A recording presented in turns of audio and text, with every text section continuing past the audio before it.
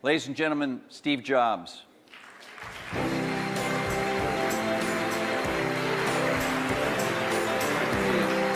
like the music, thank you. Yeah, I picked that out. That's where they let me do that. They let me pick the music. Well, thanks again for coming to D. Sure. And I thank Howdy. you. Thank you in advance for the joint session with Bill Gates we're going to do tonight. We're not going to talk about that now, but thank you for doing that. Let me ask you a question that may seem odd. You've changed the name of Apple this year, and you certainly have this enormous business that I think 10 years ago people wouldn't have expected you to have in music. So what businesses Is Apple in? Yeah, Apple's in 2 businesses today and a hobby, and we're about to add a 3rd business. So we'll very shortly be in 3 businesses and a hobby. A hobby. Okay. And the businesses are, one, our Mac business, which we love and is growing really well. The second is our music business, and each of those 2 are about $10 billion businesses for us. And the 3rd business we're about to get in is the phone business, handsets. You have a phone? You're about to have a phone? About to have a phone. I had no idea. Yeah. Yeah. Okay. And I'll send you one. Thanks. And then the hobby is Apple TV. And it's the reason I call it a hobby is because a lot of people have tried and failed to, make that a business. Everybody from, TiVo to Microsoft to, everybody's tried. And it's a hard problem. And so we're trying. And it's a business that's, hundreds of thousands of units a year, but it hasn't really crested, to be millions of units per year. And I think if we work on it and improve things over the next year, 18 months, we can crack that. I want to come back to that because you have something to show related to Apple TV today. In your first couple of appearances here, I asked you, you gotten good critical reviews on the Macs that you did after you came back to the company, and you introduced the iMac and the new laptops and so forth. But your share, the needle didn't seem to move on your share. From what I can tell, something is happening with share there, or at least with sales. So talk about the Mac business and where you think it is. Well, we all use Macs at Apple. We love the Mac. And so we're steadily trying to improve things, as everybody in our industry is. And we think we make the best notebooks in the world. We think we make the best desktops in the world.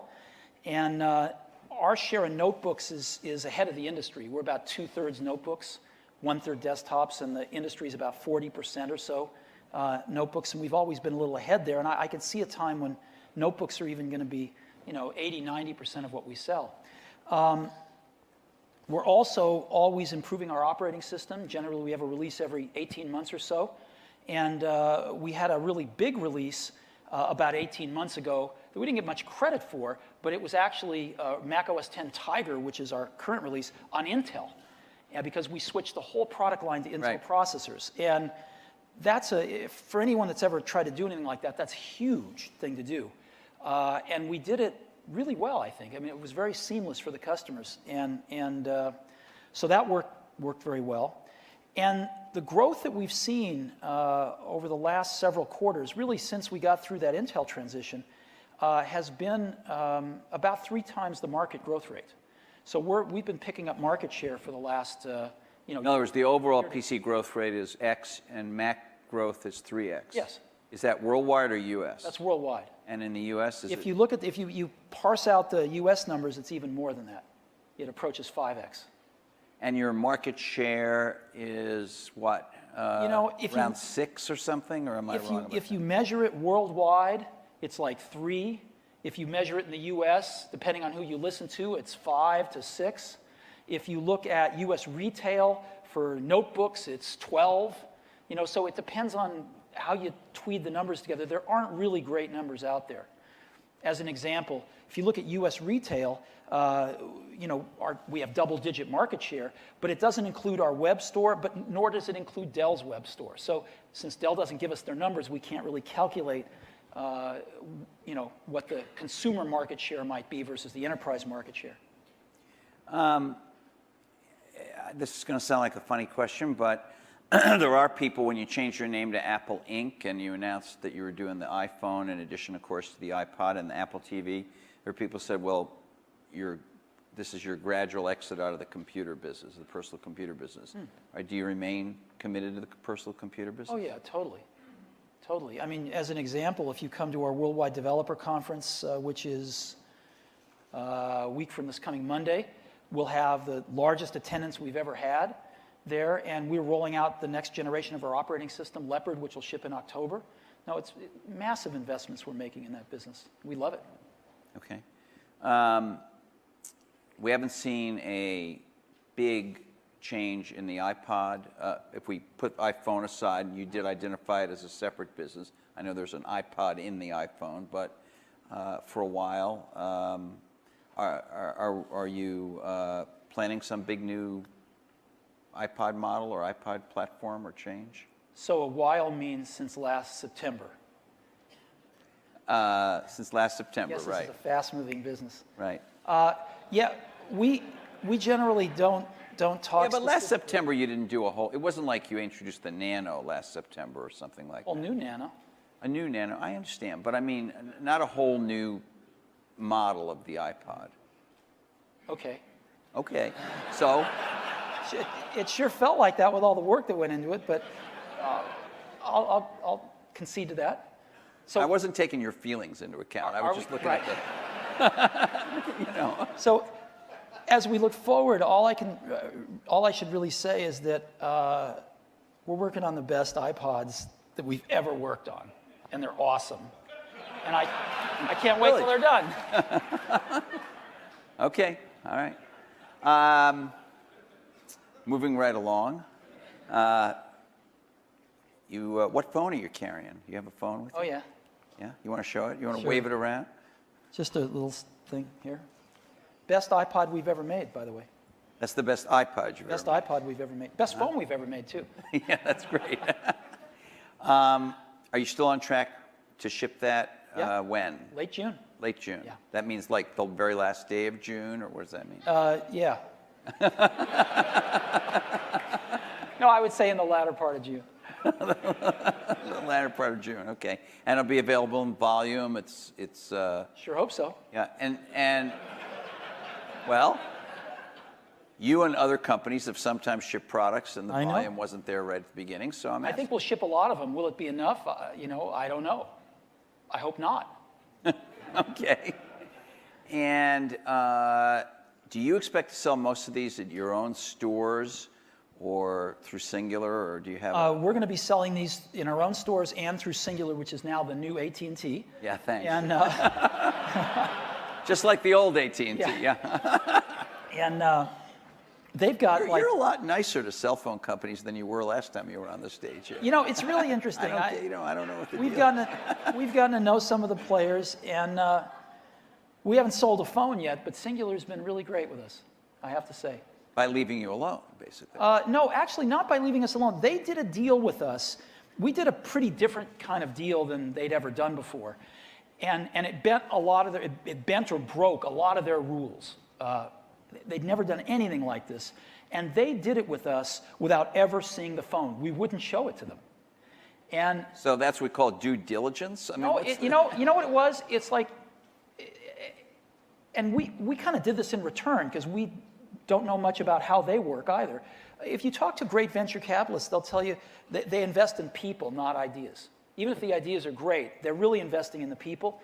And I think Singular invested in us. They took a gamble on us. And likewise, we took a gamble on them. And so I will never forget that. Why do you think they did it? Do you think they did it because they wanted to associate your brand with theirs? You have a hot brand. They're relaunching their company. I think they did it for two reasons. The first reason they did it was because music on phones hasn't been so successful so far. And they really wanted to do something good with music on phones, and they knew with the iPod built into the phone, we could do that. The second reason, though, I think is even more profound, and that is that they, along with everyone else in the business, have spent and are spending a fortune to build these 3G networks. Right. And so far, there ain't a lot to do with them. People have not voted with their pocketbooks to sign up for video on their phones. It hasn't really worked. So they've got a lot of bandwidth, but these phones are not capable of taking advantage of it because their internet experience is so poor. You've used the internet, or you've tried to use the internet on your phone, and it's terrible. They have lousy browsers. I mean, you don't get the internet. You get the baby internet or the mobile internet or something bizarre. And what people want is the real internet on their phone. And they believe that we could deliver that. And we are going to deliver that. And so we're going to be able to take advantage of some of the investments they're making in this bandwidth, I think, in an entirely new way. We'll see. And because it's obviously, I mean, your own goals that you set for sales of the iPhone were not gigantic and enormous. I mean, you said, I think, in 2008 you wanted to sell 10 million. Am I right about that? And that's good. I'm not saying it's bad, but I mean, in a billion unit market, that's 1%, right? Yeah. So they couldn't have signed the deal with you because they wanted a high volume product per se. Well, again, a billion units is the worldwide number. The U.S. number is obviously a lot less than that. So since we'll be selling primarily in the U.S. and to some extent in Europe by then, it's a little bit bigger than 1%. But we're newcomers. People have forgotten more than we know about this. Okay. All right. So, any features of the iPhone that you haven't announced that you would like to share with us here today? No. Sorry. I think that. Well, you brought something new in your hobby business, as you put it, show. Or actually, before we get to that, let's just mention, you put out a press release this morning. I don't know, everybody has been sitting here paying rapt attention to the speakers, but you put out a press release this morning announcing two things. I guess the bigger one was that you've begun to sell these non-copy protected songs on the iTunes store. Right. From EMI. Is it only EMI or? Right now it's just EMI, but there's zillions of independents that are also jumping on this bandwagon. So as fast as we can now get their stuff encoded, you'll see more and more on there.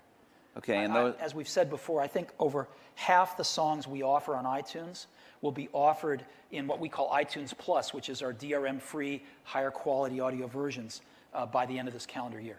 and this is all in the same store. It's all integrated. Same store. Yeah. So, but doesn't, one of the things about your store has been it's been pretty simple. Doesn't Yeah. isn't this going to add complexity? Well, we worked really hard at that. What we do is the first time you go to buy one of these iTunes Plus songs, it asks you, it says, hey, would you like us to only offer you iTunes Plus where it's available? And most people will say yes if they like iTunes Plus. And so it just substitutes the iTunes Plus song in, just one song, one price, $1.29. And whenever they're available, you get those. So it's pretty simple. All right. And then we have another cool thing, which is we're offering people a special offer to upgrade every song that they've ever bought from iTunes to an iTunes Plus version, if it's available, for 30 cents a song or 30% of the current album price, whichever's, And that's just some automatic syncing process. It just Well, we know what gets we've downloaded. sold, so we just download new versions and substitute them. Yeah. Okay. Any other movement on the record labels coming? Oh, we're working with them. It's as you know, the music companies ship 90% of their music DRM free today, because all CDs are DRM free, right? And that's how all the music's distributed. So we've gone to them and said, look, you're shipping 90% of your music DRM free. Customers are willing to pay a little bit more to get their downloaded music DRM free too. And why don't we do this? Plus, this solves all the interoperability problems and things like that. And we were successful in persuading EMI, and hopefully over the rest of this year, we'll be successful in persuading most or all of the rest of the labels. Some people have said, you wrote this open letter about this. A lot of your rivals were already lobbying the record labels for a long time, partly because they thought it was a way to, break your hold on the market or reduce your share because of this idea that there was lock-in. In other words, I buy a bunch of songs protected by your DRM. They're on my iPod. Even if they're only a minority of the songs on the iPod, it makes me much more reluctant to buy a different device, even if something about that device is attractive to me, because I can't play these songs on there. were you just kind of getting ahead of the train that was already moving when you wrote that letter? And Well, again, if you look at the total number of iPods we've sold, and you look at the total number of songs we've sold on iTunes, it's less than 25 per iPod. So, and the average iPod user has hundreds of songs on their iPod. right. So they're clearly not getting the majority of their songs from iTunes. It turns out they're not even getting even a medium-sized minority from iTunes.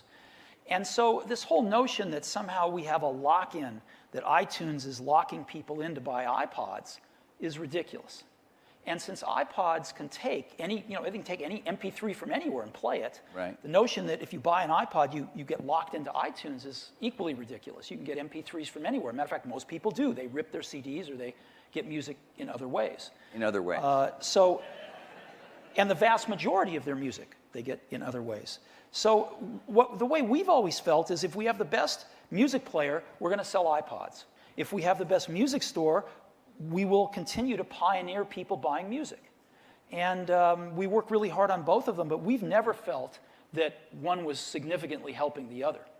We felt that we had a great solution here, and people were using Well, your business, or this part of your business, is really the iPod. I mean, I know that I think you make a little money, or at least you don't lose any money on the iTunes store, but the business is the iPod, not the, the business. Well, there's three pieces to it. There's the iPod, there's iTunes, the jukebox, which runs on PCs or Macs and is free, right? And you don't even have to use it with an iPod if you don't want to. As a matter of fact, many people don't. And then there's the online store in the cloud, right? Right. But the iPod is the biggest part. I mean, the iTunes, the client makes the is most free. money. The store doesn't make all that much money because most of whatever I pay for a song goes We give to to the music label. companies, that's right. So, your big business is the iPod, and the Correct. question is, do you jeopardize that when DRM goes away by breaking the kind of the hold or the tie between the store and the Well, again, if people are getting, the vast majority of music for their iPods from places other than the iTunes store, I think the iPod's winning because it's the best music player, or it's the preferred music player. And our philosophy is we better make the best music players if we want to keep winning. So we work real hard at it, and hopefully we will continue to do that.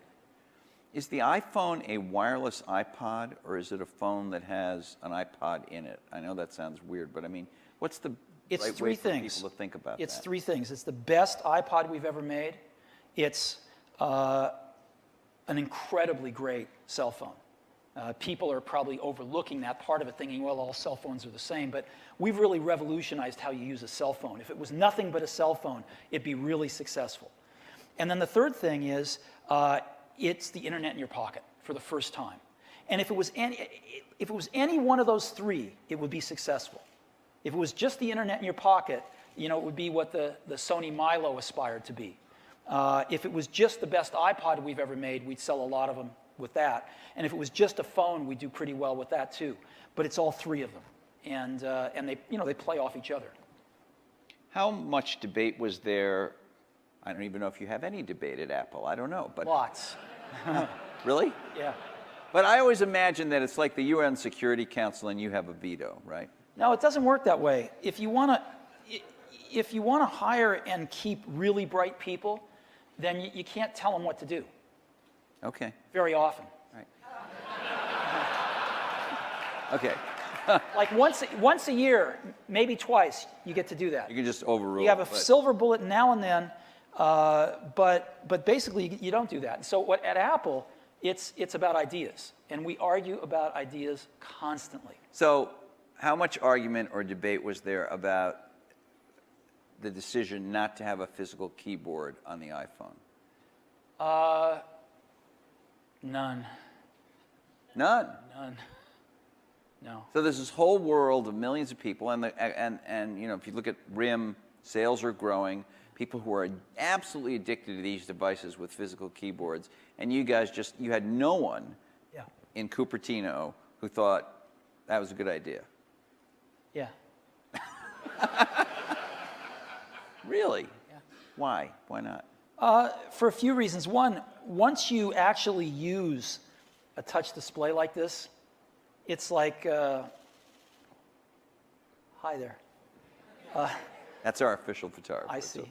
Hi, official. He's taken your picture before, yeah. Sounds like a machine gun. All right.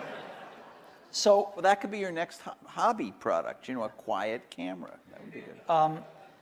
once you use this magical display, there's no going back. It's unbelievable. And so there's a few advantages. Number one, we actually think we've got a better keyboard. And it takes a few days of getting used to it, like it does with any small keyboard. But I'll bet you dinner that after using it for a week, when you do get your hands on one, you will think it's really great. Really great. Because That's we a can pretty do things. gutsy bet, because most of these on-screen, all of these on-screen keyboards I've tried, I have not thought were as good as a physical keyboard. But yours is better. Yeah, we think so. Again, it takes a week to. Basically, you have to learn how to trust it. Once you learn how to trust it, you fly. Yeah. Okay. All right.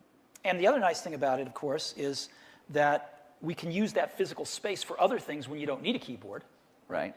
And the other thing, and you can keep changing the user interface as you come up with new ideas, new applications. And we were talking with the folks at Singular one time, and they said, well, we have to have a button for this. And we said, oh, don't worry about that. We'll add it after we ship. And they hadn't seen the phone yet. They didn't know anything about it. And they looked at us like, huh? Yeah. We said, don't worry about it. So yes, it provides incredible flexibility to create great user interfaces for different applications, and you don't take up half the space of this thing with a physical keyboard. But in addition to that, once you learn how to trust the keyboard, it's a better keyboard. How much time do you think you have before people kind of copy at least the overall form factor of the thing? I mean, there are some things around the LG Prada and some other phones that sort of look like this. And I ask that because you were forced, or you made a decision because of the FCC process to announce this thing much earlier than you usually announce products at Apple. And was there a cost to that? I mean, are people going to be able to move faster? If you zoom out of the whole thing and you say, why does the iPod exist? Why is Apple successful in this business? What would the answer be? It would be because the Japanese consumer electronics companies, who were the preeminent hardware makers of consumer electronics until recently, couldn't do software as well as needed to be done, right? Yep. If you really look at the iPod, it's software. It's a software product in beautiful hardware. It's software in the device. It's, as we said, software on the PC or the Mac, and it's software in the cloud with the store. It's software wrapped in a beautiful package. And the Japanese consumer electronics companies couldn't make the leap to create that kind of software. And that's why Apple enjoys the success it does with the iPod. If you look at handsets, it looks very similar. The handset manufacturers have got their hardware down, but they haven't been able to make the leap to software. And just like with Plays for Sure and stuff, Microsoft has some software that they can go license, but it's on a fairly small number of phones, and it's of a certain caliber. And so if you really look at an iPhone, it's software wrapped in really wonderful hardware. And so people, the usual suspects, will try to copy the hardware. And it will take them some time, and maybe they will, and maybe they won't be able to copy the hardware. But the software is at least 5 years ahead of anything we've seen out there. And it's really hard to do it. We've spent years working on this, but remember that we started with an operating system that we've been working on for well over a decade when we started. And we started with a browser, Safari, which is what's in iPhone, which is regarded by many as the best browser in the world. All right, but I have to stop you there. Yeah. Does the iPhone, it doesn't really have the entire Mac OS X operating system, which is gigabytes and gigabytes on the computer. It doesn't really have the entire Safari browser, which I don't know how much space it takes up, but more than you've got on the phone, right? I mean. So the answer is yes, it does. And the entire Mac operating system is, when you get it on a disk, is gigabytes. A lot of it's data. If you take out the data, What do you mean by data? Well, we don't need foreign languages? Yeah, and we don't need every desktop pattern that we ship. We don't need every sound file that we ship. If you take out the data, the operating system's actually not that huge. And if you look at Safari, Safari's not that huge. No, it's got real OS X, real Safari, real desktop email, et cetera, et cetera, et cetera. And we own those apps, so we could take Safari and take all of that work that we put into it and put a very different user interface on it to work with the multi-touch screen. And if you don't own a browser, that's pretty hard to do. So it's an amazing amount of software. So theoretically, there's a business decision and a technical issue here. On the technical side, theoretically, could a Mac OS X app run on an iPhone if you thought that was a good idea? Well, we don't think that's a good idea. Yeah. And obviously, we don't want to have a mouse on our phone, and we don't have pull-down menus and things like that. So we think there's a very different user interface for the phone. Okay. Talk to me, I want to get up and do this demo in a second, but to lead up to that, one of the big kind of holy grails has been to have a great pocket internet device, and you're working on that. One has been to connect the internet or the content on your computers and the internet to your TV. And I talked a little to Les Moonves about that.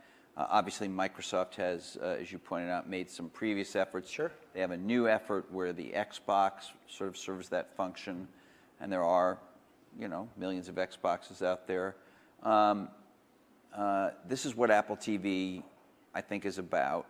Why do you describe it as a hobby? Why isn't it something that is just, it's $2.99? When I tested it, it was very easy to set up. You can bring it into a house that has absolutely no other Apple products in it. It could be an all Windows household. Right. As long as you have iTunes on those machines, your photos and all that stuff will show up on your TV. Why isn't it like dead simple to imagine people wanting to buy that in large numbers? I think what everybody's tried, and the place where we've come from too, is coming from the personal computer market. You first think about getting content from your PC into your living room on your widescreen TV. And I'm not so sure that's really what most consumers want. It's great to show your photos, it's great to play your music that you have on your PC wirelessly and get that all on there. But we tend to think of that as the entree. And the more we think about this, the more we think that might just be the peas on the side, And that the entree really might be things that you get directly from the internet. But interestingly, when you introduced Apple TV, it was only the peas that you were talking about. So today, we're learning. Today, are you going to talk about the? Yeah, I brought something to show you if you'd like. Okay, let's do it. I'm telling you, Leopard delayed again. He's so mesmerized by these. So again, it's one more piece of the puzzle, but it's amazing how fun it is to watch this stuff in your living room rather than just on your computer. Okay, so this is the first thing or additional feature of Apple TV that goes right out to the internet and gets you something other than a preview. You can actually get full videos. Why not just build in a feature that lets me go anywhere on the internet and get any video that's out there? That's a good idea. Yeah. Let's do it. Are you going to do it? I think, in the fullness of time, I think that all these things are going to percolate from us, from others, and there'll be all sorts of interesting things happening. And we're going to be there with our collection of interesting things. But you're going to have a collection of interesting things rather than me, the user, with my Apple TV. Like if I have a Mac, I can go anywhere on the internet and see anything. With an Apple TV, it looks like you're doing it in a little more structured way. Why? Why not put some kind of browser, video browser or something on there? Oh, I think maybe you'll see stuff like that. I think a normal web browser is not necessarily what people want in their living room. But I think you will see stuff like that. Yeah. Okay. And so even with the human slingshot and the quick change That's lady, my species. That's Scary. That's not going to take it from a hobby to a real business. I use the word hobby just because it's a little provocative in the sense that the iPod started this way. The iPod's a really great phenomenon today, and it's a big business today, but it started off a little smaller. And it started off feeling a lot like this. So. Okay. And but you're committed to this. Totally. Oh, yeah. Television it's really a set-top box that. No, it's not a set-top box. I mean, that's what screwed us up. I don't mean it's a cable box, but it's another set-top box, right? Well, that's not how we look at it. That's what screwed us up for a few years. Is we've wanted to do this for a few years, and we thought of it as a set-top box replacement. And the minute you're going to replace the set-top box, you get into an entire, real gnarly set of problems. You know, because you have to have the cable cards, and you have to kind of go through the cable companies to get to market. And they use this very strange software called OCAP that you have to implement so that you can implement their billing systems and all sorts of other things like that. And we would never, that just isn't something we would choose to do ourselves. And so we didn't do it. We didn't do it because we couldn't see a go-to-market strategy that made sense. But then one day we realized, wait a minute, there's a lot more DVD players out there than there even are set-top boxes. We don't have to replace the set-top box. The DVD player didn't replace the set-top box. We just have to be, we want to be a DVD player for this new internet age. And that's what we can be. And so our model for Apple TV is like a DVD player for the internet. So when you bring an Apple TV home, or an iPhone actually, and you want to connect it to the computers in your house, yeah, and let's say they're all Windows computers, right. All you need is iTunes software, right? Right. You don't need to go into the Windows control panel and set up, you know, they have their method for setting up a network and connecting devices and all, but you just take care of that all inside iTunes. Well, yeah, you did it. You know what it's like. I know. So the question is, how many copies of iTunes are out there? Lots. No, but I mean, okay. Compared to the number of iPods, is it 50% more than the number of iPods, or several times more? Several times. So there's like 100. I think your announced figure of iPod sales Over is 100 million. You're saying this could be 300 million copies of iTunes, or more. Or more. Yeah. That makes it one of the most That's ubiquitous pieces of software out there. Yeah. Obviously, not as much as say Windows or something, right. But there's a lot. There's yeah. a ton of them, and almost all of them are on Windows computers. Statistically, yes. Statistically, in reality, in this particular dimension, they're all on Windows computers. Right?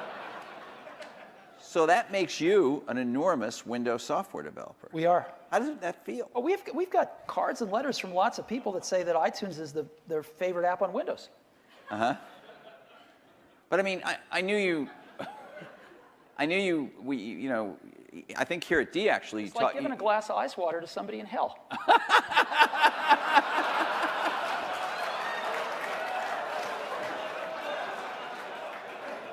There's that humility. There's that Steve Jobs humility. I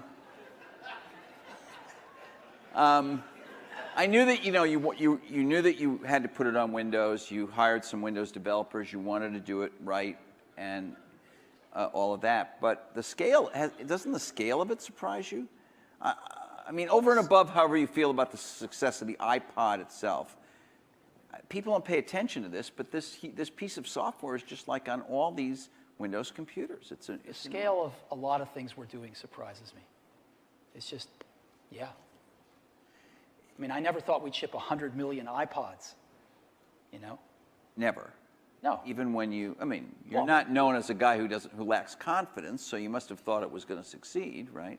Yeah, but 100 million, for us, it's a very big number. Right. The bigger number for you is the 80% share or the 75% share or whatever it is, right? I mean, that's not a kind of a share number you're used to. Well, I suppose we'd rather ship 100 million and have a lesser share than have 80% of a 10 million unit market, but... Do you think video on portable devices is a success, is a big deal? Do people want it? And it's not only, I mean, I remember when you were here at one point and you said you didn't think people wanted to watch video on small devices. Yeah. And then even after you shipped it, you made some statements that you personally weren't 100% sure how many people wanted to do it. I was definitely more skeptical than customers.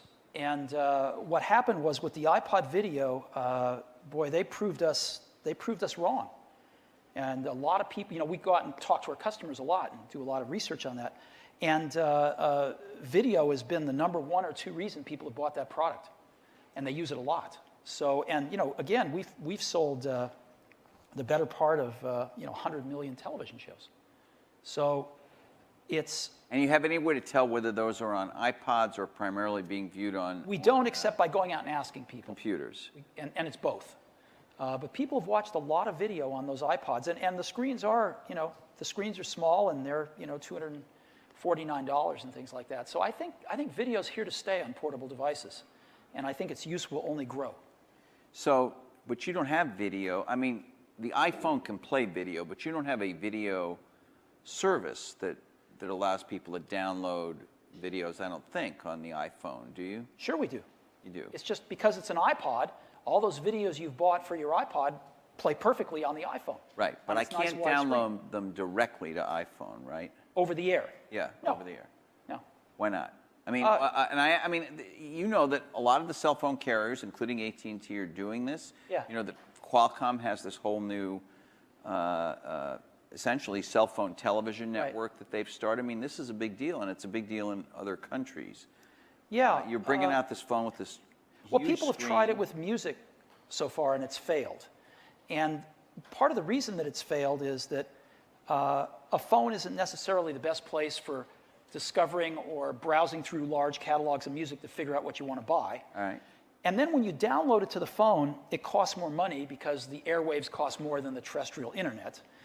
And then when you get it on your phone, you've got to sync it back to your PC anyway, because if you lose your phone or trade in your phone, you don't want to lose a few $100s worth of music.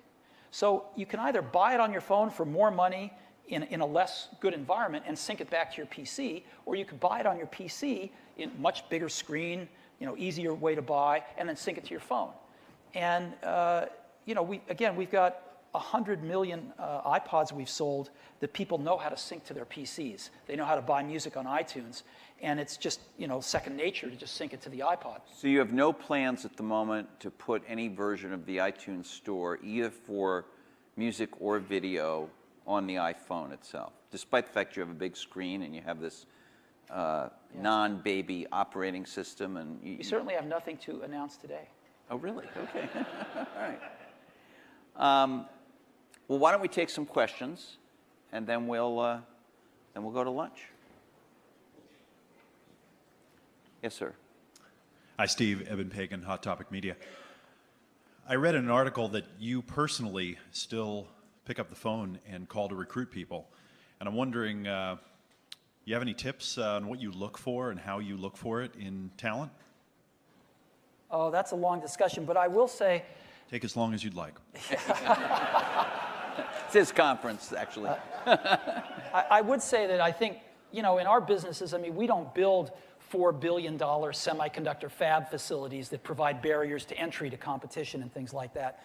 We're not a capital-intensive industry like that. And so all we are is our ideas, which means all we are is our people. And that's what keeps us going to work in the morning, is a chance to hang around all these great, bright people. So I've always felt and still feel even more strongly that recruiting is like the heart and soul of what we do. And it's really important. Thank you. Yeah. Blake. Hi, Blake Krikourian from Sling. Two questions, two-part question. One, Steve, you mentioned 3G and the lack of high-quality applications for 3G. Absolutely agree, but the iPhone is a 2.5G phone right now, right? So can you comment on that? Sure. Well, it's actually a really interesting thing. It's a 2.5G phone plus Wi-Fi. Right. And it automatically switches to Wi-Fi whenever it finds Wi-Fi. And it just switches to the fastest network automatically, and you don't even have to think about it. And, I'm in this industry, and we were the first people to ever ship Wi-Fi in a notebook computer and, have the first cheap Wi-Fi base stations out there and stuff. So we're really into it. Ship the first G, ship the first N. And so we're really, we're around Wi-Fi all the time. The iPhone has a feature that when you're in a place, if you choose to join a network, it remembers that. If you're in the same place, it'll just automatically join that network if it's the fastest one. But when you're in a place where you've never joined a network and it finds them, it'll just alert you to that and say you want to join one of these things. And so, I live in Palo Alto, so there's a fair amount of Wi-Fi, I would figure, but it's everywhere. You walk 10 blocks, and you're going to encounter 50 Wi-Fi networks. Some of them are people's personal ones that you can just, take a ride on. Others are in stores of one form or another. It's everywhere. And there's like 10 times more Wi-Fi out there than even I thought there was. And I live in this industry every day. So Wi-Fi is, of course, way faster than any 3G. And Edge turns out to be pretty fast, too, actually, because it's a point-to-point connection. I've been really surprised at how good Edge is. And then the second question is, you talked about the internet in your pocket, and so I would assume that the whole beauty of the internet is its diversity and its totality. So how is it going to be internet in your pocket when it's over one of these orifices, or through one of these orifices? Orifices? Will it be? Yeah, there was a guy who mentioned last year about these orifices. Oh, if you remember? Yeah. How is that going to happen? The open internet, does that mean it's full-blown internet functionality over the singular network? Yes. Cool. That's what it means. Great. Thanks. Yeah, over here. Hi, Brian Quinn from Dow Jones Online. I want to talk about one of Walt's favorite topics, which is advertising. And Apple's done some of the most memorable advertising in history, from the commercial that was voted the best of all time, 1984, to the Think Different campaign, to the iPod Silhouette campaign, and the campaign that's on now, which I think is just wonderful, the Mac versus PC. The question I asked you, though, is more about media choice. And when you think of Mac, you wouldn't say arguably, but the far superior operating system. But for the most part, Apple has really never advertised Mac on the internet. Those of us who sell online advertising think of what a great opportunity, because 95% of the people that would see your Mac advertising are using the inferior product. And I'm just curious about if you see that as an opportunity that they've missed, or it's just not top of mind. But advertising the Mac, actually, a lot of people are using an inferior product, would seem to be a good opportunity. Well, without getting into that, I can say that our Mac versus PC campaign, we do advertise on the internet quite a bit. But not on those porn sites that you're talking about. Over here. Brian Deere from Eventful. Steve, all indications so far are that the iPhone is, like you say, a beautiful piece of software wrapped in a beautiful piece of hardware. Oh, thanks. And the fact that it's running on OS X is a fantastic development. I think I would speak for many developers, perhaps thousands of independent developers, who would love to write apps for that platform, because I believe it's going to be a tremendous platform for the future. But the indications are so far that it's closed, and I was wondering if you could comment on that, and do you see it opening up for developers in the future? Sure, it's a good question. This is a very important trade-off between security and openness, right? And what we want is we want both. We want to have our cake and eat it too. And so we're working through a way. We've got some pretty good ideas that we're working through. And I think sometime later this year, we will find a way to do that, because that is our intent. Find a way to open it up so that third-party developers Find a way to can let do it. third parties write apps and still preserve the security. But at the start, until you get that in place. Until we can find that way, we can't compromise the security of the phone. This is something Is that this has a to network issue? Is this an AT&T issue? I mean, when you say the security of the phone? I won't mention names, but I've used, we've all used a lot of smartphones that crash more than once a day. And the more third-party apps you put on them, the more they crash. And we don't, nobody's perfect, but we'd sure like our phone not to crash once a day or more. And so we would like to solve this problem. I think we're going down some really good avenues to do it. If you could just be a little more patient with us, I think everybody can get what they want. Thank you. Yep. Over here. Jim Balcom with Polyfuel. Steve, I must be one of the weirdos. Thank you very much for this video iPod. My kids and I watch all kinds of TV shows, even sharing with one little screen and one earphone in each of our ears. So thanks very much. We're one of the weirdos that does that. We work with a lot of the Asian consumer electronics companies that you say don't do software particularly well. And we're working to try and help enable them to run extended run times on their portable devices so that they can get these devices to deal with live TV. And one of the things that they complain about is that limited battery runtime is one of the things that's limiting their ability to do that, or people to buy that. What's your view on that? Well, I think when you're talking about a portable device, whether it be a notebook or an iPod or a phone, it's all about power. It's all about battery life. And so, fortunately, we've been fighting that fight for a long, long time with our notebooks, right, with our Macs. And so we've got a lot of technology for managing power. I think Macs are pretty well known for managing power quite a bit, kind of the best of breed in the PC industry. And we've applied a lot of that and learned a lot more from iPods. And so we were able to bring all of all those things we'd learned together in the phone. And I'd say you've hit upon one of the key problems in portable devices, is just power. Jan?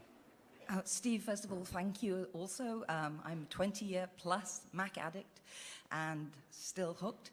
I wanted to ask you a question.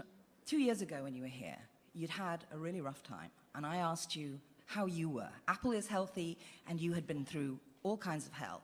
2 years later, 2.5 years later, how are you now? Oh, thank you. I'm still vertical. Yeah, I'm feeling great, thank you. You look great. Thanks. Okay, thanks. Dave Jaworski with Pass Along Networks, and we have about 2 million songs in MP3 format today that we use to power FYE, Sam Goody, and other brands.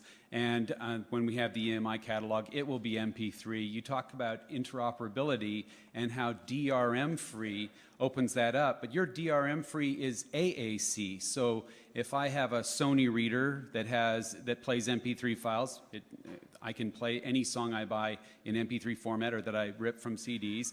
If I have my Garmin GPS, it will play MP3 files. But if I buy DRM-free from iTunes, I have to go through a transcoding process, and the consumer doesn't really understand transcoding, or else they have to rip it and burn it. In their case, they're no better off than they were with buying a DRM file, and they lose all the metadata, the artist name, the track name. Why not make Apple's DRM-free mean MP3 and get rid of the confusion that is being created for the consumer? Well, the answer, first of all, let me point out a few things. Number one, of course, all the MP3s that you guys sell will play just fine on iPods.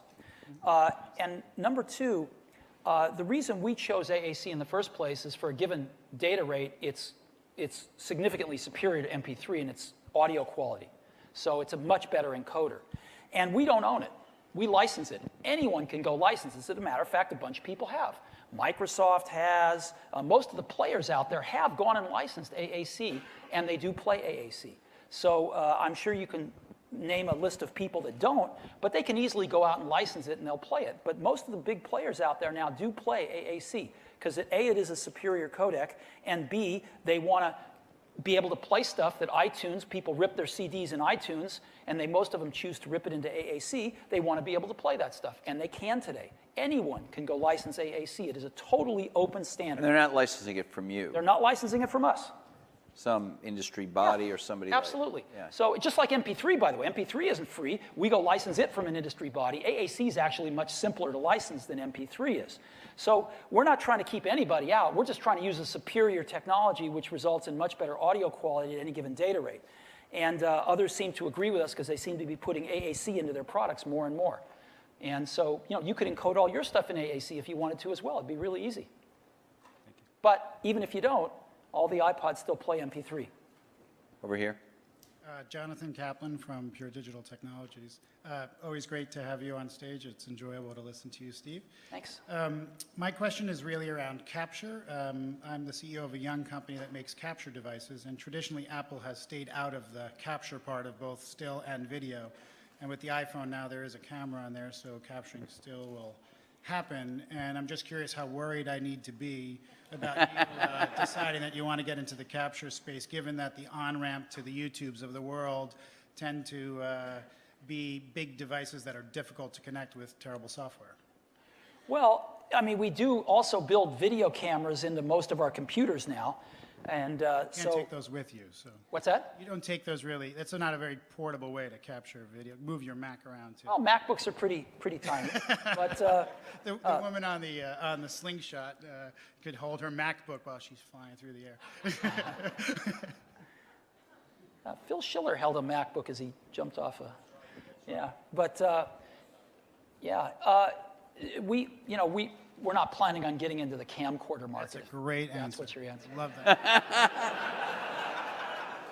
that. We actually have time for one more question. I'm sorry, right over here. Thank you. Steve, thanks for being here. I'm Scott Heiferman from Meetup. You shook my world. You have been a hero of mine when I heard, when I was 12 years old, that you challenged John Scully to change the world. You seem obsessed with, I was going to ask a silly question, like do you read the fake Steve Jobs blog? But the real question here that is meaningful to me is, what, you're obsessed with Hollywood and entertainment and all these, these movie trailers and stuff, but is that irrelevant, or what really changes the world moving forward? I have read a few of the fake Steve Jobs things recently, and I thought they were pretty funny. And I get asked a lot if I know who it is, and I don't. But it is pretty funny. I don't write it. Maybe it's Walt. Right. And I am interested in storytelling. I got involved with Pixar a long time ago, and I'm one of the cheerleaders at Disney still, and I love a lot of stuff that they do. So I love storytelling. But what we do at Apple is we try to make tools for people in the end, and tools to enjoy entertainment, tools to communicate, tools to create, whether it's Macs or phones or iPods. And what we find is that this age we're living in, these computer-based tools can always surprise you on the upside. We didn't design Apple TV thinking about YouTube, but here it is. We didn't design iTunes thinking about education, but one of the things we announced this morning was called iTunes U, where there's I think it's 17 universities, and there's hundreds in the pipe, are putting their courseware on iTunes to where their students and even anybody can access it. And what they're doing is they're taping lectures, either audio or videotaping lectures by their best professors, and they're putting them on their servers so their students don't have to sit there and take notes and not pay attention to the lecture. They can just listen to the lecture, and they can go get a copy of it and put it on their iPod and take notes later. And alumni can get at it, and kids that don't even go to the university can get at it. And it's MIT and Stanford and Berkeley and all these great universities. And this is iTunes, and it's free. And so, who would have thought? And so that's why I love what we do, because we make these tools, and they're constantly surprising us in new ways and what we can do with them. So, Thank you, Steve. Thanks a lot. Thank you.